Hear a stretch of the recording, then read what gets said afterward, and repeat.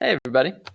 So today we are talking about elemental classes, and we are talking about the periodic table for the main part. Okay, so the periodic table is this amazing thing.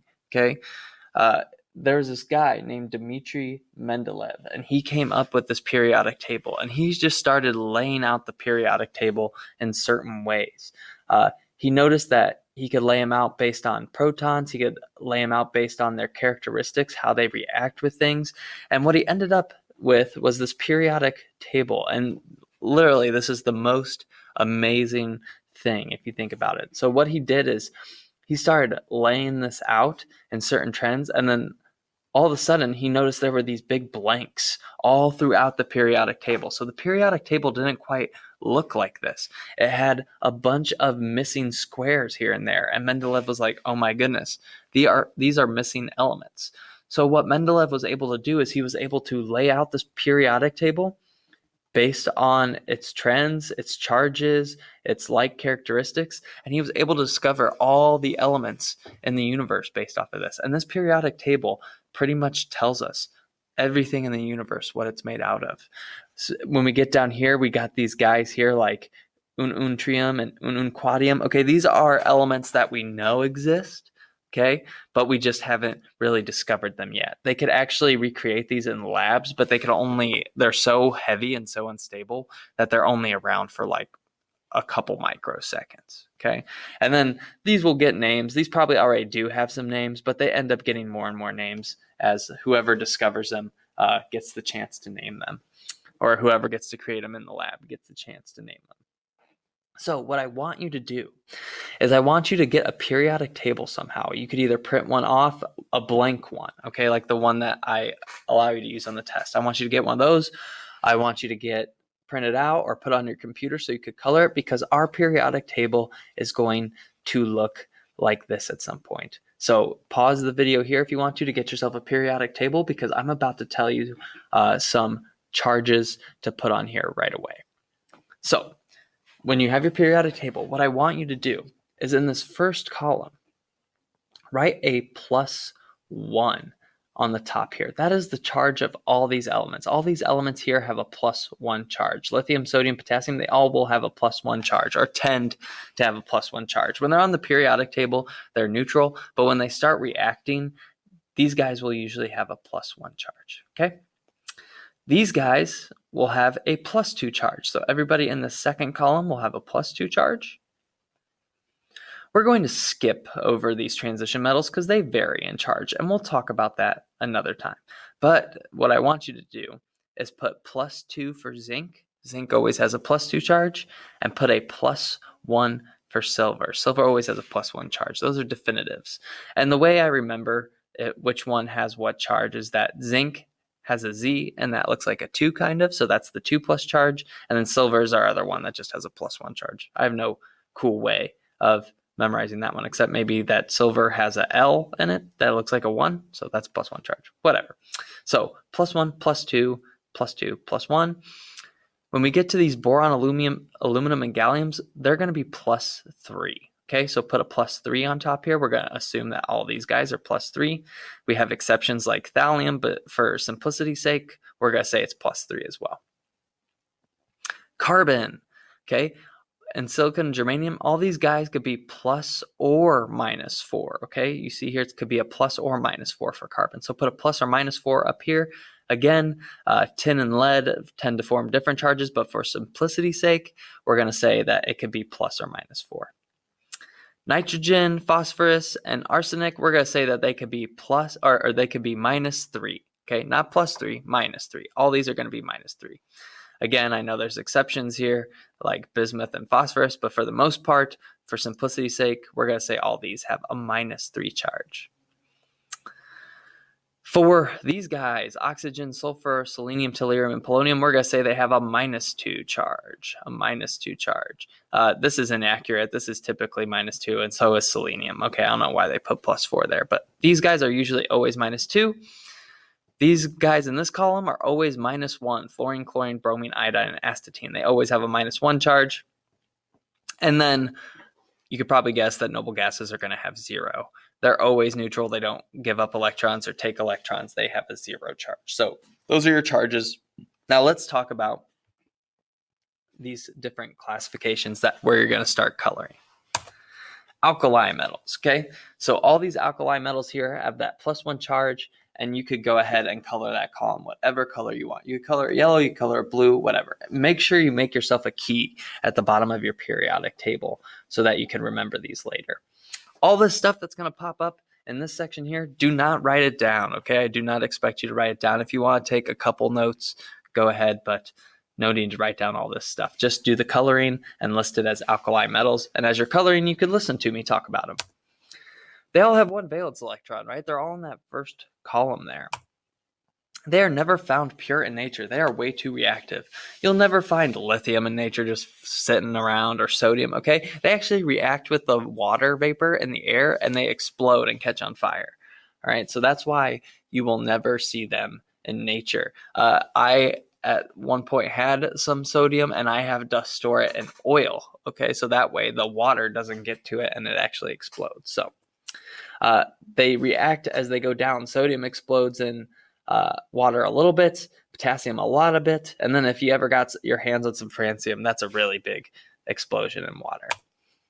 And that's a little picture of potassium in oil, okay? Again, you have to store it in kerosene or something that will keep the water from reacting with it. Again, you don't have to write this stuff down, just color it and label it as alkali metals. The next group is that second column right next to those alkali metals, and they're alkaline earth metals. They all have that +2 charge and 2 valence electrons. They are less reactive than those alkali metals, so they're not as reactive as lithium and sodium, okay, mainly because they have to get rid of 2 electrons, which takes more work, and lithium and sodium, potassium only have to give up 1 electron. They're not found pure in nature. They're too reactive. That calcium supplement that you usually take is usually calcium carbonate. Okay, it's paired with something else that won't affect you, but still gets you that calcium. Alkaline means basic. Okay, we'll talk about that later in the year. But those are your alkaline earth metals. Transition metals, all those guys in the middle, okay? Again, they have varying charges, as you can see, but one that will always be true is silver will always be +1 and zinc will always be +2. So make sure you're coloring this a certain color and that you are making your key. Okay, this is copper. It's in copper wires, right? It's a pretty good electrical conductor. That's why it's in copper wires. It's malleable, so you can bend it around corners and things like that. And then mercury. It is the only metal that is a liquid at room temperature. Okay, it used to be in thermometers because then you heat it up, it expand a little bit and go up the column, but now we know it's poisonous. Okay, mercury really isn't as bad as they say. Okay, if you get a little bit of mercury on you, it really isn't going to do anything unless it gets into your bloodstream. And even then, you need a lot of it or a decent amount of it for it to hurt you. Okay, when people get mercury poisoning, that's from them eating fish from years and years and years and years from rivers that have mercury content in them. Okay, so it's the only metal that's a liquid at room temperature. Gallium over here next to zinc, as you could see on the right on your periodic table. It's close. Okay, it'll melt in your hand if you put it in your hand. It's known as the terminator metal. It is actually really, really cool. So those are your transition metals. Next up, we got our metalloids, right? It's along that stair step there on your periodic table. You got boron, silicon, germanium, arsenic, antimony, tellurium, and polonium. They are actually really, really important and kind of almost the future of energy. Silicon is on those solar panels, and we're finding cheaper and cheaper ways to make solar panels, and those are going to be what we're going to be using. As you can see when you go to our school, all those solar panels that sit outside of it. Again, they semiconduct electricity. They pretty much just guide electrons to a certain area, right? Those solar panels, if we made those solar panels out of pure copper, that would make them really expensive. So what they do is they put lines of copper wire in a bunch of silicon. So what happens is the sun will hit that silicon, and then it'll transfer that energy to those copper wires, and then those copper wires can take that energy and transfer it elsewhere. So silicon is just a nice way to gather energy and electrons without spending too much money. Okay, and then I'll give you some facts about metalloids here. Again, they're in computer chips. They're your motherboards, right? And they're in our solar panels. Nonmetals, carbon, nitrogen, oxygen, phosphorus, sulfur, and selenium. Okay, they're usually gases at room temperature. They're not very reactive for the most part.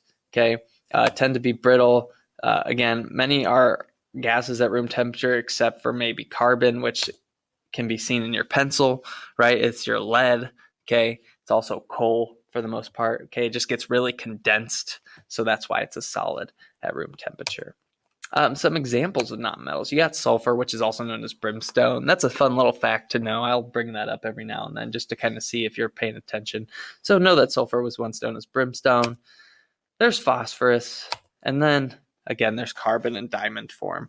Your pencil lead could be a diamond someday. Coal in the ground could be a diamond someday if you heat it up and get enough pressure onto it to purify it and put that carbon really, really close, which really can only be done with the force of the earth and the heat from magma and whatnot.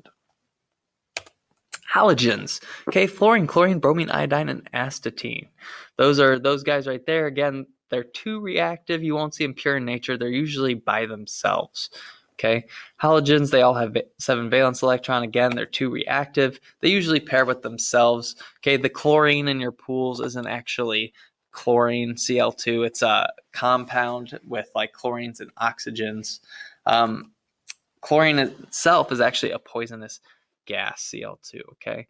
Which is kind of crazy if you think about it. Sodium is super reactive with water. Chlorine is a poisonous gas, but when you mix them together to make NaCl, it's a salt that we all need in our diets in order to remain healthy. So those are your halogens. And last but not least is our noble gases. They don't react with anything. They don't react with anything. Okay, they have 8 valence electrons, except for helium. It has 2, okay, because it only has 2 electrons total. So it's got 2 valence electrons, the rest have 8.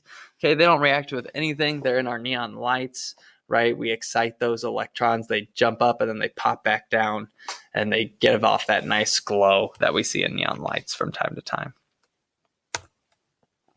Metals, okay, so that's your remainder. That's like your aluminum, gallium, indium, tin, thallium, lead, and bismuth. So those guys that you have left there, go ahead and color them whatever you want. Okay, they could be purple, blue, whatever color you want. But those are your metals. Okay, they are good conductors of heat and electricity. They're malleable, which means they can be formed into thin sheets. They're ductile, which means they can be drawn into thin wire. Okay, they have a high tensile strength, which means they don't break very easily. And they have luster, which means they're shiny. Okay, so that's it for all of it. But let's go back to that beginning slide and let's talk about some guys that we didn't hit. We didn't talk about these guys. These are lanthanides and actinides. We don't deal with those enough. Okay, so don't worry about those guys. You could just leave that blank. But hydrogen, okay, we did not color him. He wasn't included in the alkali metals section. Okay, he is kind of the mutt of the element world. He can sometimes act like an alkali metal. He could sometimes act like a non-metal because he's a gas. And sometimes in stars, when he gets really hot in the core, they have cores of hydrogen metal. So we just kind of consider him as an oddball and we don't give him any kind of classification whatsoever. So hydrogen, you could just color a different color if you want. He's just an oddball, but he does have a +1 charge. Okay, he's not an alkali metal. He's just this kind of weird dude that sits off in the corner and doesn't talk to anybody. All right, so again, these are your metals right here. Make sure you color those. All right, and that is our classifications of periodic tables. So now I'm going to go to the board so you can get some extra notes here on some more important stuff that I wasn't able to talk about in this presentation. So some extra things we got to talk about is we got to talk about cations and anions, okay? So a cation is an ion with a positive charge, okay? So ions is an atom with a charge, but if we want to get even more specific, we could say a cation is an ion with a positive charge. So we're talking like Na+, Ca2+, Au3+. Okay, those are all cat ions. And then the opposite of that is called an anion, which is ion with a negative charge.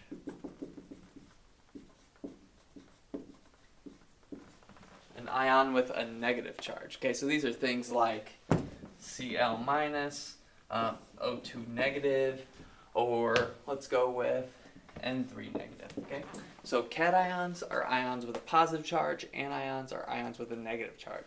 So I might be using that term, and you got to know that cation is the positive and anion is the negative. And the way I remember this is kind of morbid, but a cation, right?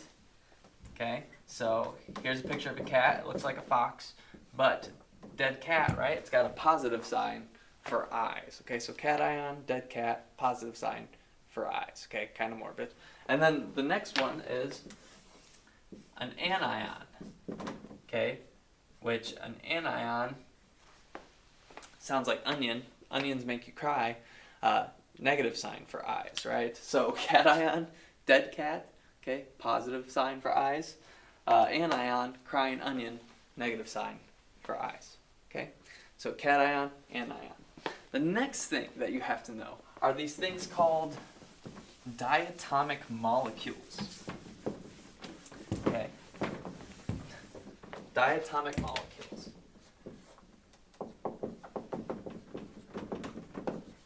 And what are diatomic molecules? Okay. They're just elements that you're never going to see on their own. So these are things like chlorine, bromine, or fluorine. Okay, you'll never see them by themselves. There are some elements that can be by themselves. Okay, elements that can be by themselves are like gold. Okay, it's fine being by itself. Iron is cool with being by itself. Okay, sulfur is cool with being by itself. But there are some elements that can't, and those are our diatomic molecules. And those elements that can't be by themselves in nature, they have to have a partner of the same like, are hydrogen, nitrogen, fluorine, oxygen, iodine, chlorine, and bromine. Okay, so those are our diatomic molecules. Sometimes they could be paired with like sodium, like chlorine can, or nitrogen can be paired with boron. Okay, they could be paired with other elements, but if they're not, they're going to bond to themselves. Okay, so they can't be by themselves, they have to be paired with themselves. And the way you remember these, okay, is just a nice little saying of have no fear of ice cold beer. Have no fear of ice cold beer. That's how I remember it. Okay. Another way to remember it is that if you look on the periodic table, the N, O, F, C, L, B, R, and I make a backwards 7 on the periodic table, or make a 7 on the periodic table, I should say, not a backwards one. Right. So on the periodic table, you got nitrogen. You got oxygen, you got fluorine, you got chlorine, you got bromine, you got iodine, and then of course hydrogen, which is on the other side. So remember however you want. You could use have no fear of ice cold beer. You could use the 7 on the periodic table plus the hydrogen on the left side. But those are our diatomic molecules, those elements that have to be paired with something. If they're not paired with something, they'll just bond to themselves and make a diatomic molecule. Okay, one last thing about the periodic table is that instead of saying like row or column, we have different names for that. So instead of saying like row 1, I will say period 1. So we don't say row, we say period. So period 1 is hydrogen and helium. Period 2 is lithium, beryllium, boron, carbon, nitrogen, oxygen, fluorine, neon. Period 5 is rubidium, strontium. Okay, so when I say row, or when I say period, I mean row. And instead of column, I will say group. Okay, so group 1, or column 1. Group 1 would be hydrogen, lithium, sodium, potassium. Group 2 would be beryllium, magnesium, calcium, strontium. Okay, and so on and so forth. So that's one more thing to know about the periodic table.